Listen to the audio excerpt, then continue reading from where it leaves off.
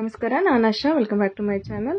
ತುಂಬ ಜನಕ್ಕೆ ಮೆಹಂದಿನ ಹಚ್ಕೋಬೇಕಂತ ತುಂಬ ಆಸೆ ಇರುತ್ತೆ. ಆದರೆ ಮೆಹಂದಿ ಹಚ್ಕೊಂಡ್ರೆ ಸಾಕು ತುಂಬ ಶೀತ, ತಲೆನೋವು ಸ್ಟಾರ್ಟ್ ಆಗುತ್ತೆ. ಅಂಥವ್ರು ನಾನು ಮೆಹಂದಿನ ಯಾವ ರೀತಿ ಬಳಸಬೇಕು ಅಂತೇಳಿ ಇಲ್ಲಿ ಹೇಳ್ಕೊಡ್ತಾ ಇದ್ದೀನಿ.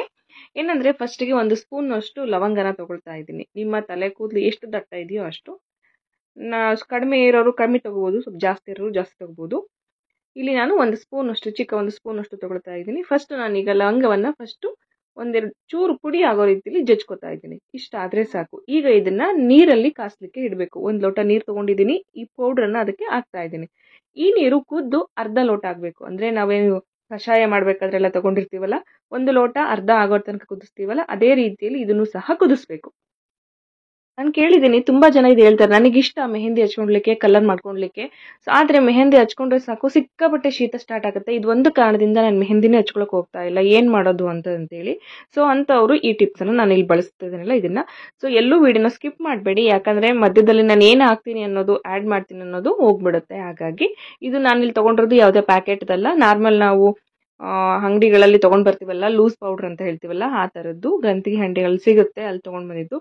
ಈಗ ಇದು ನೀರು ಕುದ್ದಿದೆ, ಅರ್ಧ ಆಗಿದೆ, ತಣಿಸ್ಲಿಕ್ಕೆ ಇಟ್ಟಿದ್ದೀನಿ.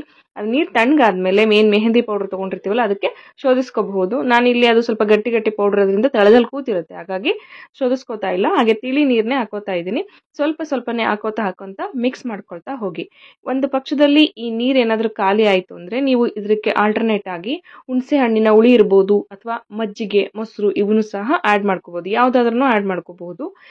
ಮೆಹಂದಿನ ಕಾರಿಸ್ಲಿಕ್ಕೆ ತುಂಬ ಮೆಥಡ್ಸ್ ಇದೆ. ಅಂದರೆ ನಾವು ಯಾವ ರೀಸನ್ಗಾಗಿ ಕಲಿಸ್ತಾ ಇದ್ದೀವಿ ಅನ್ನೋದ್ರ ಮೇಲೆ ನಾವು ಅದಕ್ಕೆ ಕಂಟೆಂಟನ್ನು ಹಾಕಬೇಕಾಗತ್ತೆ. ಅಂದರೆ ಕೆಲವೊಂದು ಇಂಗ್ರೀಡಿಯೆಂಟ್ಸನ್ನು ಅದಕ್ಕೆ ಹಾಕಬೇಕಾಗತ್ತೆ. ಸೊ ನನಗೆ ಇದು ಇನ್ನೂ ಬೇಕು, ಹಾಗಾಗಿ ನಾನು ಇನ್ನೂ ಏನು ಮಾಡ್ತೀನಿ ಅಂದರೆ ಇದಕ್ಕೆ ಇನ್ನೊಂದು ಸ್ವಲ್ಪ ಮೊಸರನ್ನು ಆ್ಯಡ್ ಮಾಡ್ಕೊಳ್ತೀನಿ. ನೀವು ಮಜ್ಜಿಗೆ ಇದ್ದರೆ ಮಜ್ಜಿಗೆನೂ ಸಹ ಆ್ಯಡ್ ಮಾಡ್ಕೋಬೋದು.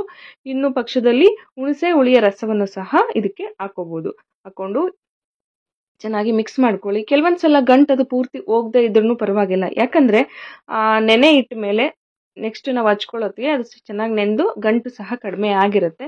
ಆದರೂ ಅದಕ್ಕಿಂತ ಮುಂಚೆ ನಮ್ಮ ಕೈಲಿ ಎಷ್ಟು ಸಾಧ್ಯನೋ ಅಷ್ಟು ದೊಡ್ಡ ಗಂಟು ಇಲ್ದೋ ರೀತಿಯಲ್ಲಿ ಈ ರೀತಿಯಾಗಿ ಎಲ್ಲನ ಮಿಕ್ಸ್ ಮಾಡಿ ಹೊಡ್ಕೋಬಹುದು. ಹಾಗೆಯೇ ಇದಕ್ಕೆ ನಾನು 1 ಡ್ರಾಪ್ ನೀಲಗಿರಿ ಎಣ್ಣೆನ ಹಾಕೋತಾ ಇದ್ದೀನಿ. ಇದನ್ನ ನೀವು ಯಾವ ಕಂಪ್ನಿ, ಯಾವ ಬ್ರ್ಯಾಂಡು ಅಂತ ಏನಿಲ್ಲ, ಆಲ್ಮೋಸ್ಟ್ ಸಿಗುತ್ತೆ. ಇದು ಮೆಡಿಕಲ್ ಶಾಪ್ಸಲ್ಲಿ, ಕೆಲವೊಂದು ಶಾಪ್ಸಲ್ಲಿ ಸಿಗುತ್ತೆ, ಕೇಳಿ. ಅದನ್ನು ಸಹ 1 ಹನಿನ ಹಾಕೋಬಹುದು. ನಾವೀಗ ತಲೆನೋವು ಬಂದಾಗ ಹಾಗೆಲ್ಲ ಹಚ್ಕೋತಾ ಇರ್ತಾರೆ ನೋಡಿ, ಬಾಟ್ಲಲ್ಲಿ ಬರುತ್ತೆ. ಸೊ ಅದನ್ನು ಸಹ ನಾವಿಲ್ಲಿ ಬಳಸಬಹುದು. ಹಾಗೆಯೇ ನಾನೇನು ಲವಂಗ ತೊಗೊಂಡಿದ್ನಲ್ವ, ಅದರದ್ದು ಸಹ ಆಯಿಲ್ ಸಿಗುತ್ತೆ, ಅದನ್ನು ಬಳಸ್ಬೋದು. ಇನ್ ಕೇಸ್ ಅದು ಸಿಗಲಿಲ್ಲ ಅಂದರೆ ಈ ರೀತಿ ಲವಂಗ ಪುಡಿಯನ್ನು ನೀವು ಹಾಕೋಬೋದು. ನನ್ನ ಹತ್ರ ಈಗ ಖಾಲಿ ಆಗಿತ್ತು, ಹಾಗಾಗಿ ಲವಂಗದ ಪುಡಿ ಆಲ್ಮೋಸ್ಟ್ ಎಲ್ಲರೂ ಮನೇಲಿ ಇರುತ್ತೆ ಲವಂಗ, ಹಾಗಾಗಿ ಅದನ್ನೇ ತೋರಿಸಿದೆ. ನಿಮಗೆ ಇಲ್ಲಿ ನೀರು ಕಡಿಮೆ ಬೀಳ್ತಾ ಇತ್ತು ಅಂದರೆ, ಏನಾದರೂ ಇನ್ನೂ ಸ್ವಲ್ಪ ನೀರು ಬೇಕು ಅನಿಸಿದ್ರೆ ನೀವು ನೀರನ್ನು ತೊಗೊಂಡ್ಬಿಟ್ಟು ಇನ್ನೂ ಸ್ವಲ್ಪ ಕಲಿಸ್ಕೊಂಡು ಹಾಕೋಬೋದು. ಮಜ್ಜಿಗೆ ಸಿಗಲಿಲ್ಲ, ಮೊಸರು ಸಿಗಲಿಲ್ಲ ಅಂದ್ರೂ ಇದನ್ನು ಸಹ ಆಲ್ಟರ್ನೇಟ್ ಆಗಿ ಮಾಡ್ಕೋಬಹುದು. ಇನ್ನೊಂದು, ಮೆಹಂದಿನ ಕಲಿಸಿದ ಮೇಲೆ ಅದ್ರ ಮೇಲೆ ಸ್ವಲ್ಪ ನೀರಿನ ಅಂಶ ಇರೋ ರೀತಿ ಮಾಡಬೇಕು, ಯಾಕಂದರೆ ಅದು ಗಾಳಿ ಜೊತೆ ಇನ್ನೂ ಗಟ್ಟಿ ಆಗಿಬಿಡುತ್ತೆ, ಇವಾಪರೇಟ್ ಆಗಿಬಿಟ್ಟು. ಹಾಗಾಗಿ ನೀವು ಈ ರೀತಿ ಮಾಡಿದ್ರೆ ಚೆನ್ನಾಗಿ ಇನ್ನೂ ಅಬ್ಸರ್ವ್ ಆಗುತ್ತೆ ಗಾಳಿ ಜೊತೆ. ನೋಡಿ, ನಾನು ನೀರು ಎಷ್ಟು ಹಾಕಿದ್ದೆ. ನೆಕ್ಸ್ಟ್ ಡೇ ನಾನು ಆ್ಯಕ್ಚುಲಿ ರಾತ್ರಿ ಕಲಸಿಟ್ಟಿದ್ದು ಬೆಳಗ್ಗೆ ಹಚ್ಕೊಳ್ಲಿಕ್ಕೆ ಅಂತ. ಕಲರ್ ಸಹ ಚೇಂಜ್ ಆಗಿದೆ, ನೀರನ್ನು ಪೂರ್ತಿ ಅಬ್ಸರ್ವ್ ಮಾಡ್ಕೊಂಡಿದೆ, ಒಂದಿಷ್ಟು ಎವಾಪರೇಟ್ ಆಗಿದೆ.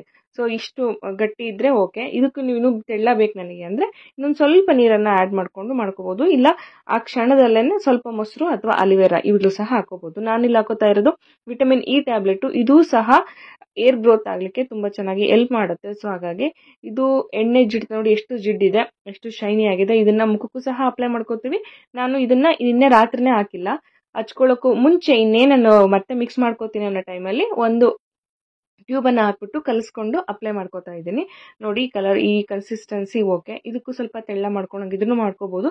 ಇದಕ್ಕಿಂತ ತೀರಾ ತೆಳ್ಳ ಮಾಡ್ಕೋಬೇಡಿ, ಯಾಕಂದರೆ ಅರ್ಧೋಗ್ಬಿಡುತ್ತೆ. ಇದಕ್ಕಿಂತ ಪೂರ್ತಿ ಗಟ್ಟಿನೂ ಬೇಡ, ಯಾಕಂದರೆ ಅದು ಹಿಡಿಯೋದಿಲ್ಲ. ಹಾಗಾಗಿ ನಾನಿಲ್ಲಿ 1 ಸ್ಪೂನಷ್ಟು ಕೊಬ್ಬರಿ ಎಣ್ಣೆ ಹಾಕೋತಾ ಇದ್ದೀನಿ. ಯಾಕಂದರೆ ಮೆಹಂದಿ ಹಾಕ್ಕೊಂಡು ವಾಶ್ ಮಾಡ್ಕೊಂಡ್ಮೇಲೆ ನಮಗೆ ಅದು ಸಾಫ್ಟ್ನೆಸ್ ಅಂತ ಸಿಗಲ್ಲ, ಸ್ವಲ್ಪ ರಫ್ ಆಗಿ ಕಾಣುತ್ತೆ ಕೂದಲೆಲ್ಲನ. ಯಾಕಂದರೆ ನಾವಲ್ಲಿ ಶಾಂಪು ಹಾಕಿ ಅಥವಾ ಸೀಗೆಕಾಯಿ ಹಾಕಿ ಏನೂ ತೊಳೆದಿರಲ್ಲ. ಹಾಗಾಗಿ ಆ ಕಾರಣಕ್ಕಾಗಿ 1 ಸ್ಪೂನಷ್ಟು ಹಾಕೋಬೋದು. ನನಗೆ ಕಲರ್ ಬೇಕು ಅಂದರೆ ಇಷ್ಟು ಮಾಡಬೇಕು. ನನಗೆ ಕಲರ್ ಬೇಡ, ಜಸ್ಟ್ ತಲೆ ತಂಪಾಗಬೇಕು ಅಂದರೆ ನೀವು ತಲೆಗೆ ಡೈರೆಕ್ಟಾಗಿ ಎಣ್ಣೆ ಹಚ್ಕೊಂಡು ಅದ್ರ ಮೇಲೆ ಮೆಹಂದಿನ ಅಪ್ಲೈ ಮಾಡಿದ್ರು ಆಗುತ್ತೆ. ಆಗ ನಿಮಗೆ ಯಾವುದೇ ರೀತಿಯ ಒಂದು ಹೇರ್ಸ್ ರಫ್ ಅನ್ನೋದು ಅಷ್ಟು ಜಾಸ್ತಿ ಸಿಗಲ್ಲ, ಬಟ್ ಸ್ವಲ್ಪ ಪ್ರಮಾಣದಲ್ಲಿ ಸಿಕ್ಕೇ ಸಿಗುತ್ತೆ. ಸೊ ಫಸ್ಟ್ ಹಚ್ಕೊಳ್ಳೋಕ್ಕೂ ಮುಂಚೆ ಏನು ಮಾಡಬೇಕು, ತಲೆಯಲ್ಲಿ ಏನಾದರೂ ಸಿಕ್ಕಿದ್ರೆ ಆ ಸಿಕ್ಕನ್ನೆಲ್ಲ ಬಿಡಿಸ್ಕೋಬೇಕು.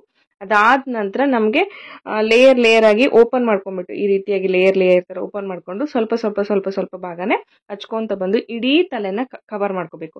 ಯಾವ ಭಾಗದಲ್ಲಿ ಜಾಸ್ತಿ ವೈಟ್ ಹೇರ್ಸ್ ಇರುತ್ತೆ ನಿಮ್ಗೆ ಯಾವ ಕಾರಣಕ್ಕಾಗಿ ನೀವು ಹಚ್ತಾ ಇದ್ದೀರಾ ಅನ್ನೋದ್ರ ಮೇಲೆ ಡಿಪೆಂಡ್ ಆಗಿರುತ್ತೆ. ನನಗೆ ಇಲ್ಲಿ ಕೆಲವೊಂದು ಸ್ವಲ್ಪ ವೈಟ್ ಹೇರ್ಸ್ ಇದೆ, ಸೊ ಅಲ್ಲಿ ಕಾನ್ಸಂಟ್ರೇಟ್ ಮಾಡ್ತೀನಿ. ಈ ರೀತಿ ಲೇಯರ್ ಆಗಿ ಹಚ್ಕೊಂಡು ಬಂದ್ರೆ ತಲೆನೂ ತಂಪಿರುತ್ತೆ.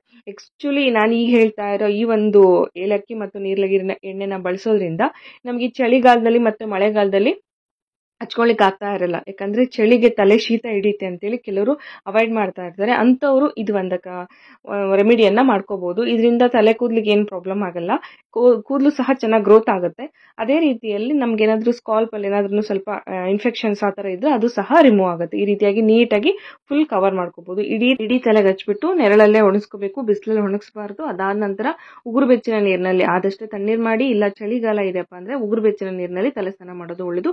ತುಂಬಾ ಬಿಸಿಯಾದ ನೀರನ್ನ ತಲೆಗೆ ಹಾಕೋಬಾರ್ದು. ಹಾಗೆ ಶಾಂಪೂ ಮತ್ತೆ ಯಾವುದೇ ರೀತಿಯ ಸೀಗೆಕಾಯಿಗಳನ್ನ ಹಾಕೋಬಾರ್ದು.